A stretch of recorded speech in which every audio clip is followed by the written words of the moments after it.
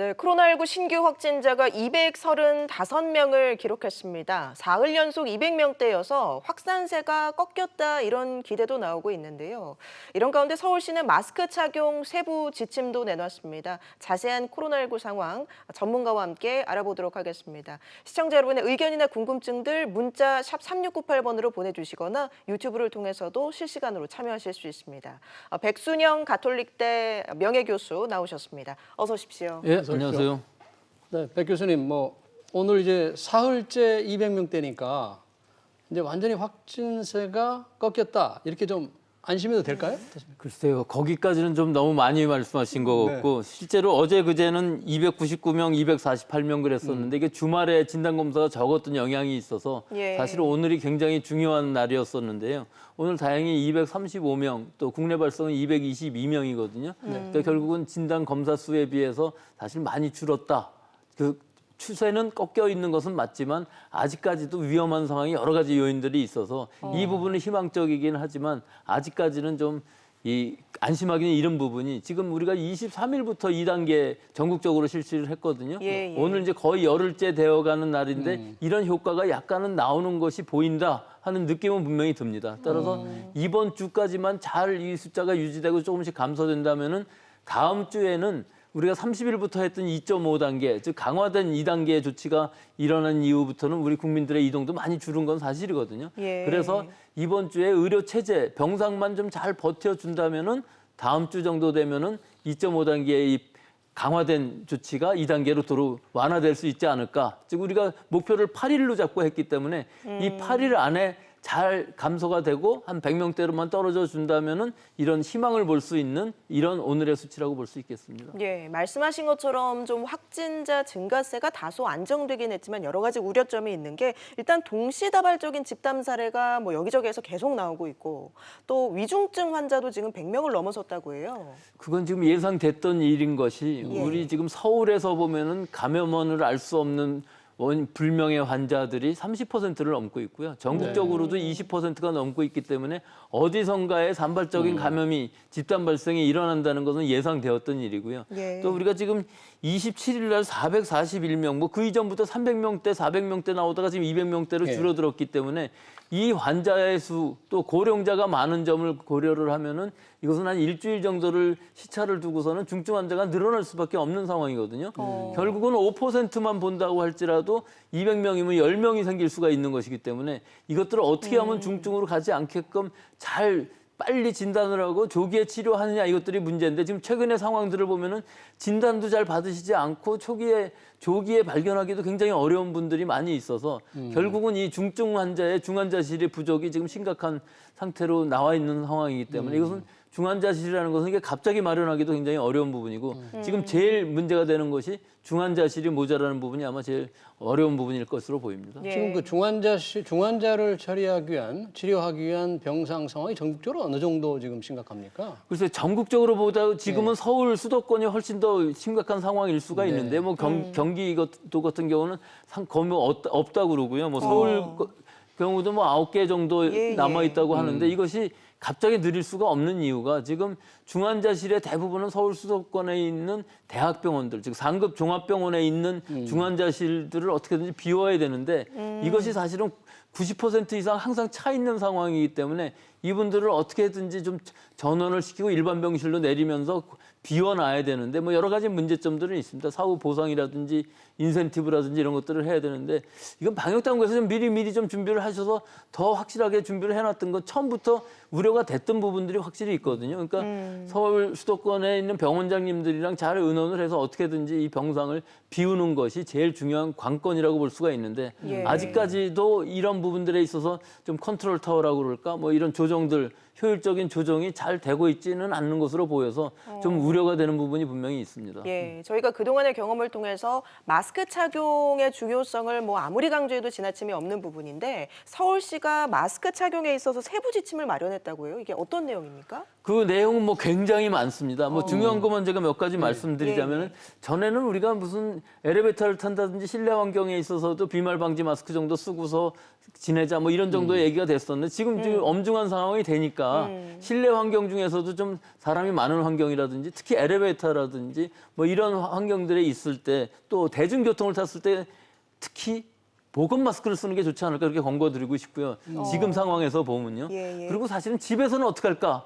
집에서는 사실 가족끼리 있으면 안 써도 되십니다. 네. 하지만 누군가가 유증상자가 생겼을 때에는 예. 무조건 그 순간부터 마스크를 써서 그것이 자기한테 서로 옮기지 않게끔 하는 것이 좋고 특히 24개월 미만의 영유아인 경우에 있어서는 마스크 쓰는 게 오히려 부담될 수도 있기 때문에 마스크를 씌우기보다는 관찰을 주로 하는 것이 좋겠고요. 또 노약자분들께서 어떤 병 중에 계실 때는 그런 분들까지 마스크를 쓸 필요는 지금 없다고 보이는 부분들이 있고요.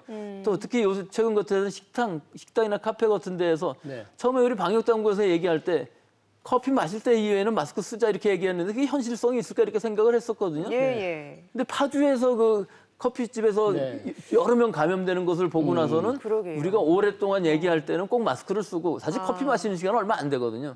커피 마실 때에는 마스크를 벗고 그 이외에는 마스크를 꼭 써야 되는데 여기서 중요한 부분은 그런 상황 자체를 만들지 말자. 만나지 말자는 게 더 중요하기 때문에 예. 지금은 사실은 커피점에서는 못 마시고 빵집에서는 커피 마실 수 있지만 네. 빵집에서도 오랫동안 얘기하시는 분들 많거든요. 뭐 얘기하는 것까지는 좋지만 예. 가능하면 이런 스크린이 있든가. 이런데 빵집에 스크린 놓고서 얘기할 수는 없는 것이고요. 예. 이럴 때는 보건 마스크 쓰고 가능하면 커피 마실 때만 조용히 마시고 장시간 대화를 하지 말자. 한다면은 보건 마스크 쓰고서 하자. 뭐 그 정도 예, 얘기 들을 예. 수가 있고요. 그럼 우리 방송 중에는 마스크를 써야 되겠느냐? 뭐 사실 예. 일본 NHK 같은 데 보면 3m씩 떨어져 갖고서 방송을 하고 있거든요. 네. 마스크를 쓰고서 방송을 한다는 건 굉장히 어려운 부분이 있습니다. 그렇죠. 발음도 전달이 잘 안 될 뿐더러 예. 표정도 전달이 안 되고 하기 때문에 네. 우리 이렇게 가림막을 하든지 아니면은 좀 멀리 떨어져서 하자 뭐 이런 정도가 될 것 같고요. 그 이외에도 이제 벌판이나 산 속에 혼자 있는데 마스크를 쓰자 뭐 이런 거는 굉장히 논리적으로도 모순 아니겠습니까? 네. 예. 하지만 갑자기 누가 나타나면 또 저 굉장히 신경 쓰일 수도 있는 것이고요. 그러니까 뭐 벌판이라든지 산 높은 곳에 아무도 없는 데서는 얼마든지 마스크 벗고 시원한 공기 마시는 게 좋겠지만 네. 일반적으로 우리나라에 그런 산은 그렇게 많지 않고요. 네. 대부분 여러 사람들이 많이 등산도 하기 때문에 적어도 비말 마스크 정도, 방지 마스크 정도는 쓰고서 예. 그런 데도 가고 산보하는 데도 그런 게 좋지 않을까. 뭐 그 정도가 되겠습니다. 서울시 산건 좀 더 많습니다만은 예, 뭐 똑바로 쓰자, 뭐 봉투에 넣는 것이 좋다. 그거 한마디 말씀드리고 싶네요. 예. 우리가 예. 지금까지 마스크를 전부 주머니에 넣든지 뭐 이렇게 썼다가 뭐 걸든지 이렇게 하는데 예. 사실은 제일 오래 쓰려면은 이게 좀 젖어 있는 상태이고 하기 때문에 비닐 안에다가 집어넣으면 좀 세균의 증시라든지 이런 부분들이 위험할 수도 있어서 가능하면 깨끗한 종이 봉투에다가 잘 접어서 집어넣게 되면은 그런 부분들이 통기도 잘 돼서 건조도 잘 되고 또 깨끗이 손을 씻은 다음에 다시 꺼냈으면은 보건 마스크 같은 경우는 뭐 하루는 온종일 써도 큰 문제는 없을 것으로 보입니다. 예, 알겠습니다. 동네 보통 보니까 공원이라든지 산책할 때 근데 마스크는 써야겠고 또 쓰고 다니기가 좀 불편하기 때문에 턱에 이렇게 걸치고 다니는 사람들이 많더라고요. 그렇죠. 그건 뭐 하나마나 한 거죠. 뭐 턱에 걸치는 게 그냥 벗고 다니는 게 저는 나을 것으로 보이는데 특히 코로 인해서 코로 감염되는 경우가 더 많은 것이거든요. 코가 제일 민감한 감염 부위이기 때문에 예, 예. 턱스크라는 것은 뭐 입만 막아준다고 그래서 입이 코가 뭐 다 감염을 막아줄 수 있는 것이 아니기 때문에 턱스크라는 것은 서울시에도 말씀하셨다시피 그것은 권장하는 방법이 아니고 뭐 서양에서도 뭐 그런 말들을 많이 하더라고요. 폼은 날지 몰라도 그런 건 하지 말자 뭐 그런 말인데 그 뭐 턱스크한 게 그렇게 모양이 좋겠습니까? 제가 보기에는 안 하면은 제대로 하고. 예. 그렇군요. 예, 지금 뭐 교회를 통한 집단 감염 사례가 끊임없이 나오고 있지 않습니까? 그래서 서울시 같은 경우는 뭐 대면 예배 금지 행정 조치도 내리고 또 일부 고발도 하고요. 강경하게 대응을 하고 있는데 어떻습니까? 지금 이 교회발 감염 상황은요? 교회발이 제일 심각하죠. 우리가 지금 7월 말까지 오는 동안 사실 큰 교회들, 웬만한 개신교회들에선 방역 조치 잘하고 또 어떤 교회들은 확진자가 다녀갔는데도 한 명도 안 걸리고 여러 가지로 굉장히 많이 노력을 했었던 것인데요. 사실 그 이유도 교회에 있어서의 소규모 모임들, 즉 뭐 수련회를 간다든지 뭐 성가대가 연습을 한다든지 구역 예배를 한다든지 이런 데에서 자꾸 생겨서 7월 24일까지 한 2주일 동안 소규모 모임을 금지를 한 적이 있었어요. 근데 이게 상당히 좀 모순이 되는 부분이 개신교회 사람들이 소규모 모임을 하면 안 되고 그럼 불교인 경우에는 상관없는 이런 논리적인 모순도 네. 좀 있었거든요. 예. 그리고 소규모 모임에서는 많이 발생을 안 하니까 그것을 사실은 해제를 했습니다. 근데 7월 24일 해제한 이후로 우연히도 그 이후로 교회에서의 감염이 굉장히 많이 일어났고 중소규모의 대면 예배들에 의해서 많은 확진자들이 나옴으로 해서 결국은 지금은 대면 얘기를 하지 말자 하는 것이고 그 다음에 잘 생각해 보시면 뭐 반석교회라든지 뭐 여러 교회들 우리 제일교회라든지 굉장히 많은 확진자들이 나왔거든요. 예, 예. 그리고 지금도 교회로부터 나온 환자들이 지역사회에서 가면 가족을 통해서 직장으로 가고 지역사회에 전파되는 경로가 상당히 많은 부분을 차지하고 있어서 이 부분 지금 교회 당국에서 목사님이나 장로님들께서 가능한 한 이번 한 주일만이라도 또 다음 주까지만이라도 좀 대면 예배를 하지 않으시면은 어느 정도 좀 잘 환자 수가 안정이 된 이후에는 뭐 방역 수칙 잘 지킨다면 할 수도 있겠습니다만은 지금은 그럴 시기가 아니고 아주 엄중한 시기라고 얘기할 수 있겠습니다. 예. 지금 경로를 알 수 없는 이른바 깜깜이 환자 비율이 전국적으로 좀 20%가 넘는 상태잖아요. 이게 방역에 좀 한계 상황에 이르고 있는 거라고 말할 수 있습니까? 이것은 방역의 한계라기보다 사실은 역학조사의 한계라고 할 수가 있죠. 20%가 넘어간다는 건 방역당국에서는 통제할 수 있는 부분은 아니거든요. 역학조사를 해서 찾아내야 되는데 찾아가다 보니까 감염원을 알 수 없는 환자들이 자꾸 늘어난다는 얘기는 사실은 방역당국에서 이것을 어떻게 조절할 수는 없지만 예. 결국은 우리가 방역을 잘한다면은 우리가 거리 두기를 잘한다면은 자연히 이 숫자는 줄어들어서 최고의 목표는 5% 이하까지 줄이는 것이죠. 즉 1단계의 목표는 5%인데 지금 이 5%를 넘어간 지가 한참 됐습니다. 네. 10% 넘어가더니 지금은 20%, 특히 서울시의 경우에 있어서는 32%에 달하고 있거든요.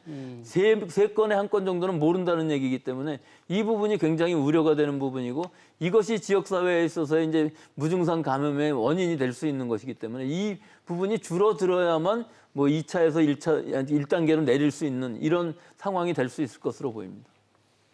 네. 저희가 이 전공의들의 파업 문제를 계속 걱정을 하고 있는데 이 코로나가 이렇게 진정되지 않은 상태에서 파업이 장기화된다면은 이 환자들의 피해가 굉장히 크잖아요.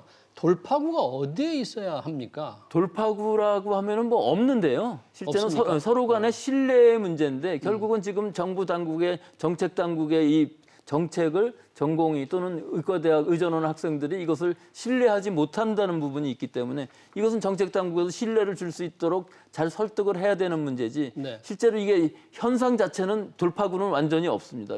정책의 목표는 똑같기 때문에 이 상황을 뭐 어떤 이념이나 이런 것들이 아니고 이 부분은 우리 국민들의 여론조사를 봐도 한 40% 정도는 또 의사들 입장에 얘기하는 것을 이해하고 있어요. 네. 이것은 여당이냐 야당이냐 이런 문제가 아니고 실제로 정책 당국에서 좀 제시한 그 정책의 내용이 상당히 부실했고 또 그 시기도 7월 23일 날 당청까지는 모르겠습니다만 거기서 정책을 내놨지만 굉장히 좀 불완전한 이런 정책을 내놨기 때문에 이것은 나중에 다시 의논하기도 되고 실제 지금 이런 코로나가 엄중한 상황이 되니까 이 젊은 의사들 또 의과대학 학생들이 지금 국가고시도 안 보겠다고 그러고 있거든요. 예, 이게 보통 문제가 아닙니다. 강으로 갈 이야기는 아니고 만약 그렇게 간다 그러면 코로나도 안 잡힐 뿐만 아니라 우리 국민 보건에 굉장한 영향을 끼치기 때문에 지금 이 순간에 잘들 생각을 하셔갖고 뭐 공개 토론회도 좋고 어떤 방식이든지 간에 이 젊은 의사들